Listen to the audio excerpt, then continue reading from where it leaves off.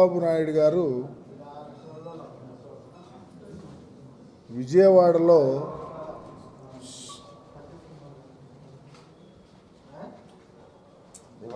చంద్రబాబు నాయుడు గారికి మేమేం మతి స్థిమితం లేదని అనుకుంటారేమో అందరికీ తెలుసు.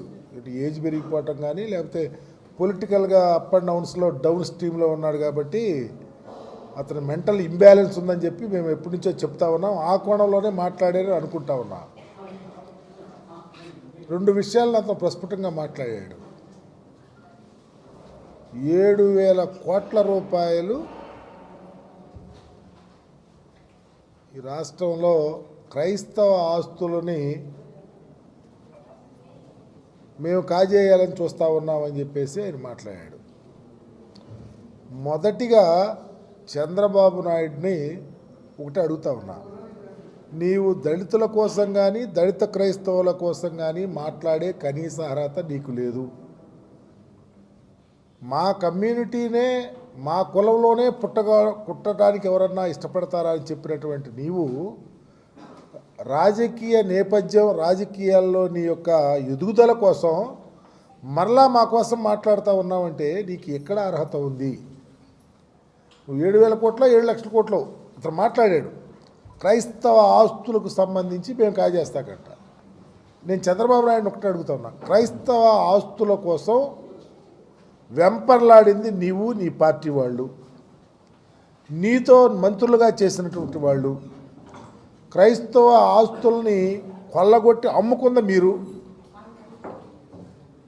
అలాంటి మీరు ఈరోజు ఏదో సెమీ క్రిస్మస్ అని చెప్పేసి వెళ్ళో దేవాలయాల్లోకి వెళ్ళి నువ్వు చర్చిల్లోకి వెళ్ళి మాట్లాడే పరిస్థితి వస్తూ ఉందంటే ఓన్లీ నువ్వు రాజకీయాల్లో మనగలగటాకే మాట్లాడతావని అడుగుతా ఉన్నా. చంద్రబాబు నాయుడు టెన్యూర్లో ఈ రాష్ట్రంలో దళితులకు కానీ దళిత క్రైస్తవులకు కానీ భద్రత కరువయింది.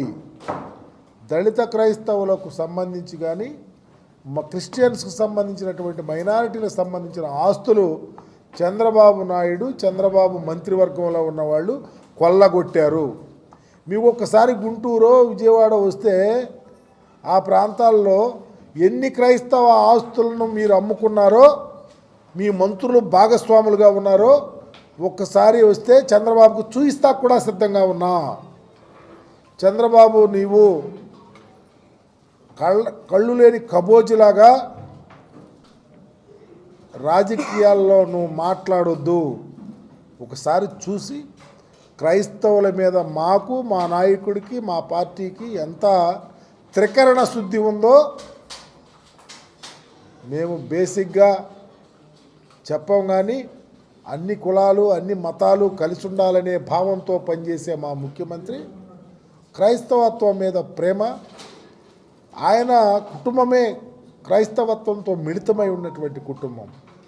ఈరోజు అధికారంలోకి వచ్చిన తర్వాత పేదవారందరికీ చాచురేషన్ మూడ్లో సహాయం చేస్తూనే క్రైస్తవుల కోసం ఫాదర్స్కి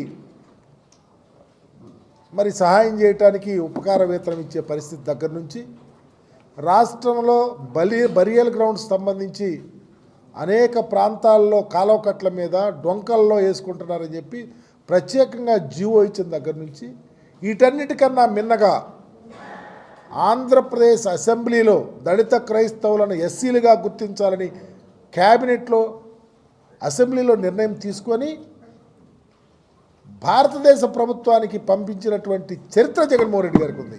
నువ్వు ఎప్పుడే ఏనాడన్నా చూసావు నీ 14 ఏళ్లలో మేము ధైర్యంగా బ్రతకాలని, దళితులు కానీ క్రైస్తవులు కానీ ధైర్యంగా బ్రతకాలని ఆలోచన చేసావా చంద్రబాబు?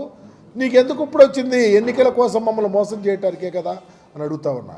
అందుకని చంద్రబాబు మాట్లాడినటువంటి విషయంలో చంద్రబాబు అనేవాడు గజ దొంగ, మమ్మల్ని మోసం చేయటానికే నిన్న ఆ ప్రస్తావన తీసుకొచ్చాడు.